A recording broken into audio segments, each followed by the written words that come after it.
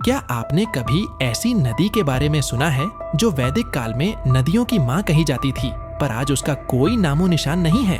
एक नदी जो प्राचीन भारतीय सभ्यता का आधार थी, लेकिन समय की धारा में कहीं खो गई।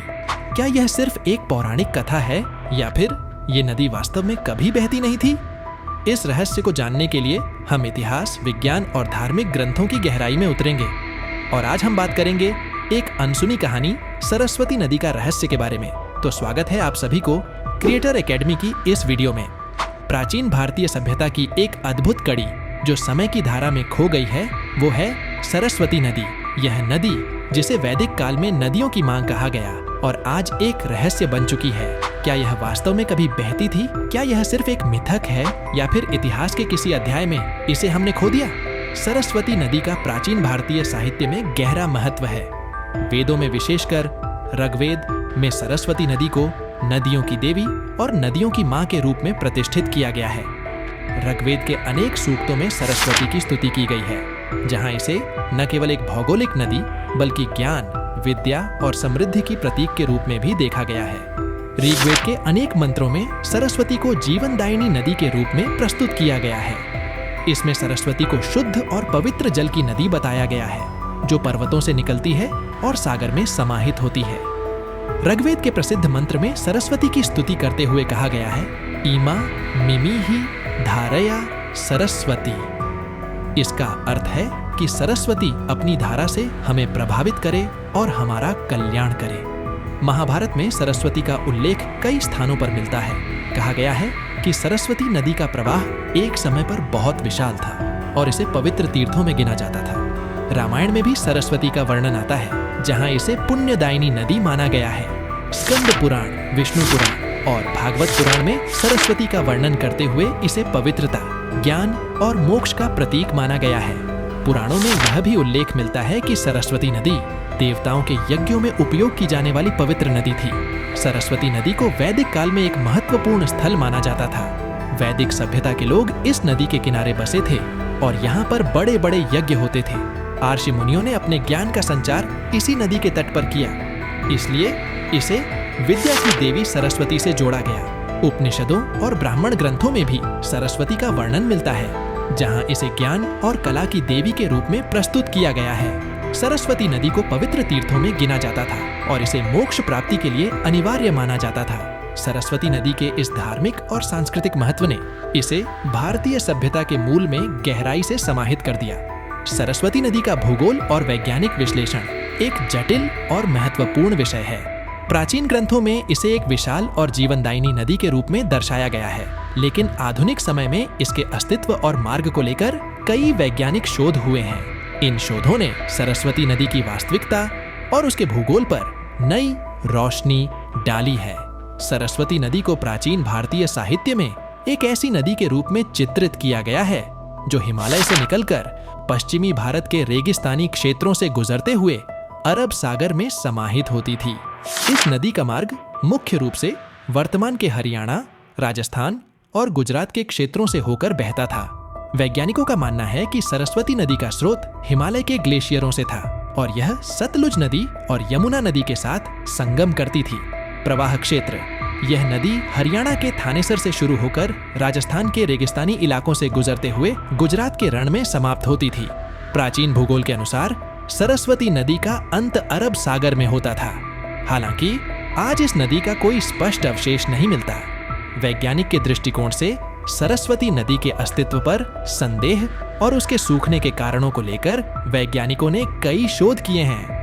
सैटेलाइट इमेजिंग और भूगर्भीय सर्वेक्षणों से सरस्वती के भूगोल पर कई महत्वपूर्ण तथ्य सामने आए हैं। सैटेलाइट इमेजिंग से प्राप्त डेटा के आधार पर यह पता चला है कि पश्चिमी भारत में एक सूखा हुआ नदी मार्ग मौजूद है, जो सरस्वती नदी का हो सकता है।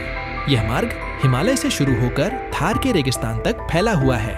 सैटेलाइट चित्रों में देखा गया है कि यह नदी राजस्थान के रेगिस्तानी इलाके से होकर गुजरी थी, जहां आज रेतीले टीले और सूखी नदी की धाराएं पाई जाती हैं। भूगर्भीय सर्वेक्षणों से यह पता चला है कि सरस्वती नदी का पानी कभी सतलुज और यमुना नदियों में मिल जाता था, लेकिन भूगर्भीय परिवर्तनों के कारण इसका मार्ग बदल गया वैज्ञानिक मानते हैं कि हिमालय की टेक्टोनिक प्लेट्स के खिसकने के कारण सरस्वती का प्रवाह धीरे धीरे समाप्त हो गया। सतलुज ने पश्चिम की ओर मुड़कर अपना जल सिंधु नदी में मिलाया, जबकि यमुना ने पूर्व की ओर जाकर गंगा नदी से संगम कर लिया। सरस्वती नदी के सूखने का एक बड़ा कारण जलवायु परिवर्तन भी था।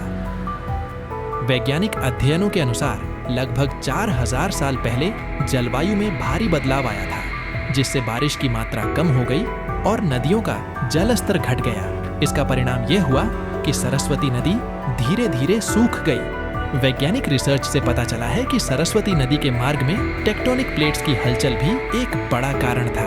हिमालय में टेक्टोनिक बदलावों के कारण नदी का प्रवाह अवरुद्ध हो गया और सतलुज और यमुना का पानी अलग अलग दिशाओं में बंट गया। राजस्थान और गुजरात के क्षेत्रों में बढ़ते रेगिस्तानी फैलाव ने भी नदी के प्रवाह को अवरुद्ध कर दिया। थार के रेगिस्तान ने धीरे धीरे सरस्वती नदी के मार्ग को अपने अंदर समाहित कर लिया, जिसके कारण नदी सूख गई। भारतीय पुरातत्व विभाग और अन्य वैज्ञानिक संस्थान सरस्वती नदी की खोज में जुटे हैं। पिछले कुछ दशकों में कई खोजें हुई हैं। हरियाणा, राजस्थान और गुजरात में कुछ प्राचीन स्थलों की खुदाई के दौरान सरस्वती नदी से जुड़े साक्ष्य मिले हैं। इन स्थलों पर मिली सभ्यताओं के अवशेष बताते हैं कि यहाँ एक विशाल नदी हुआ करती थी। भारत सरकार ने हरियाणा और राजस्थान में सरस्वती नदी को पुनर्जीवित करने के लिए एक परियोजना शुरू की है। इसके तहत वैज्ञानिक, भूगर्भविद और पुरातत्वविद पुराने नदी मार्ग की खुदाई कर रहे हैं ताकि इसके अस्तित्व को फिर से स्थापित किया जा सके। सरस्वती नदी का भूगोल और वैज्ञानिक दृष्टिकोण एक अत्यधिक जटिल और रोचक विषय है। प्राचीन भारतीय साहित्य में इसे पवित्र और जीवनदायिनी नदी के रूप में प्रस्तुत किया गया है, जबकि आधुनिक वैज्ञानिक शोध इस नदी के भूगोल और इसके सूखने के कारणों को समझने की दिशा में काम कर रहे हैं। सैटेलाइट इमेजिंग, भूगर्भीय सर्वेक्षण और पुरातात्विक खुदाई के जरिए यह साबित हो रहा है कि सरस्वती नदी का अस्तित्व कभी था और यह भारतीय सभ्यता का महत्वपूर्ण हिस्सा थी। सरस्वती नदी के सूखने के पीछे कई भूगर्भीय, जलवायु और टेक्टोनिक कारण जिम्मेदार माने जाते हैं। यह नदी कभी भारतीय उपमहाद्वीप की सबसे प्रमुख नदियों में से एक मानी जाती थी, लेकिन धीरे धीरे इसके सूखने और गायब हो जाने की घटनाओं ने इतिहास और विज्ञान के क्षेत्र में अनेक शोधों को जन्म दिया। आइए इन कारणों को विस्तार से समझते हैं। सरस्वती नदी के सूखने के सबसे महत्वपूर्ण कारणों में से एक टेक्टोनिक प्लेटों की हलचल है। हिमालय क्षेत्र में टेक्टोनिक गतिविधियों के कारण इस नदी के मार्ग में कई बदलाव आए। इसके दो प्रमुख प्रभाव थे।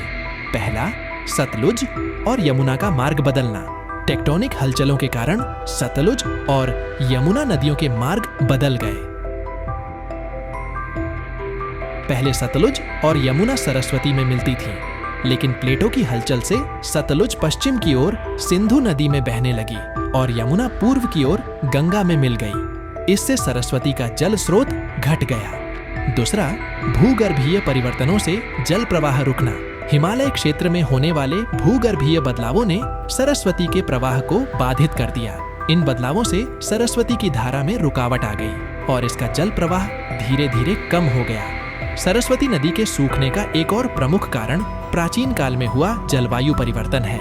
लगभग 4000 साल पहले जलवायु में भारी बदलाव आया, जिससे इस क्षेत्र में बारिश की मात्रा कम हो गई। बारिश में कमी, सरस्वती नदी का प्रवाह मुख्य रूप से मानसून की वर्षा पर निर्भर था। जलवायु परिवर्तन के कारण बारिश में कमी आई, जिससे नदी का जलस्तर घट गया। सामान्यतः शुष्कता, जलवायु में आए बदलावों के कारण सरस्वती के आसपास के क्षेत्र शुष्क होते गए। राजस्थान और हरियाणा जैसे क्षेत्रों में बढ़ते रेगिस्तानी विस्तार ने भी नदी के जल स्तर पर प्रभाव डाला। सरस्वती नदी का मुख्य स्रोत हिमालय के ग्लेशियर थे, लेकिन समय के साथ जलवायु परिवर्तन और ग्लेशियरों के पिघलने के कारण नदी का प्रवाह धीरे धीरे कम होता गया। ग्लेशियरों के सिकुड़ने से सरस्वती के जल स्रोत में कमी आ गई, जिससे यह नदी सूखने लगी। समय के साथ मानव बस्तियों और कृषि के विस्तार ने भी नदी के सूखने में भूमिका निभाई। सिंचाई के लिए पानी का अत्यधिक उपयोग और जनसंख्या के बढ़ने से नदी के जल स्रोत पर दबाव बढ़ा। कृषि का विकास, सरस्वती के किनारे बसे लोगों ने कृषि के लिए अधिक जल का उपयोग करना शुरू किया, जिससे नदी का प्राकृतिक जल प्रवाह बाधित हो गया। मानव बस्तियों का विस्तार, सरस्वती के किनारे प्राचीन सभ्यताओं का विकास हुआ था और इन बस्तियों की बढ़ती मांगों ने भी जलवायु पर दबाव डाला। सरस्वती नदी जिस क्षेत्र से बहती थी वह आज का राजस्थान और गुजरात का रेगिस्तानी क्षेत्र है। थार के रेगिस्तान का विस्तार भी सरस्वती के सूखने का एक प्रमुख कारण था। रेगिस्तानी इलाकों के फैलने से नदी के किनारे रेतीली धूल की परत जम गई, जिसने नदी के प्रवाह को धीरे धीरे रोक दिया।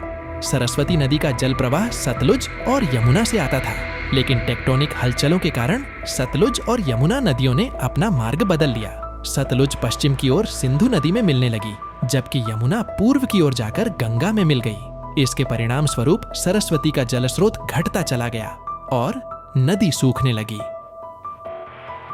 विज्ञान ने हाइड्रोलॉजिकल बदलावों को भी सरस्वती के सूखने का कारण माना है। जल के नीचे होने वाले भूगर्भीय परिवर्तनों के कारण पानी की उपलब्धता में कमी आई, जिससे सरस्वती नदी का प्रवाह धीरे धीरे रुक गया। जैसे जैसे सभ्यता का विकास हुआ, मानव द्वारा प्राकृतिक संसाधनों के अति उपयोग ने सरस्वती जैसी नदियों को भी प्रभावित किया। यह एक धीमी प्रक्रिया थी, लेकिन मानव हस्तक्षेप ने प्राकृतिक पारिस्थितिकी तंत्र को प्रभावित किया, जिसके परिणाम स्वरूप नदी के सूखने की प्रक्रिया तेज हो गई। सरस्वती नदी का सूखना एक प्राकृतिक और भूगर्भीय प्रक्रिया का परिणाम था, जिसमें टेक्टोनिक हलचल, जलवायु परिवर्तन, ग्लेशियरों का पिघलना और मानव गतिविधियों ने अहम भूमिका निभाई। आज सरस्वती नदी केवल हमारी प्राचीन सभ्यताओं और ग्रंथों का हिस्सा है, लेकिन इसके भूगर्भीय प्रमाण और वैज्ञानिक रिसर्च इस महान नदी के अस्तित्व को सिद्ध करते हैं। आज भारतीय वैज्ञानिक और पुरातत्वविद सरस्वती नदी को पुनः खोजने और उसे पुनर्जीवित करने की कोशिश कर रहे हैं। हरियाणा और राजस्थान में नदी के प्राचीन मार्ग की खुदाई और रिसर्च चल रहा है। सरकार और स्थानीय संगठनों द्वारा सरस्वती पुनर्जीवन परियोजनाएं चलाई जा रही हैं, ताकि इस प्राचीन धरोहर को फिर से जीवित किया जा सके। सरस्वती नदी का रहस्य सिर्फ एक भौगोलिक कहानी नहीं है, यह हमारी संस्कृति, सभ्यता और धार्मिक धरोहर का एक महत्वपूर्ण हिस्सा है। चाहे यह नदी भौतिक रूप से हमारे सामने न हो, लेकिन इसका अस्तित्व हमारी आत्मा और समाज में गहराई से बसा हुआ है। आखिरकार यह रहस्य हमें हमारी जड़ों, हमारी सभ्यता और हमारे इतिहास की उस धारा से जोड़ता है जिसे हमने कहीं खो दिया है। आज की वीडियो में इतना ही। ये वीडियो कैसा लगा कमेंट में जरूर बताना, और आपने पिछली वीडियो नहीं देखे हो तो लेफ्ट वाली वीडियो में क्लिक करो। मैं आपसे वहीं मिलूंगा। धन्यवाद।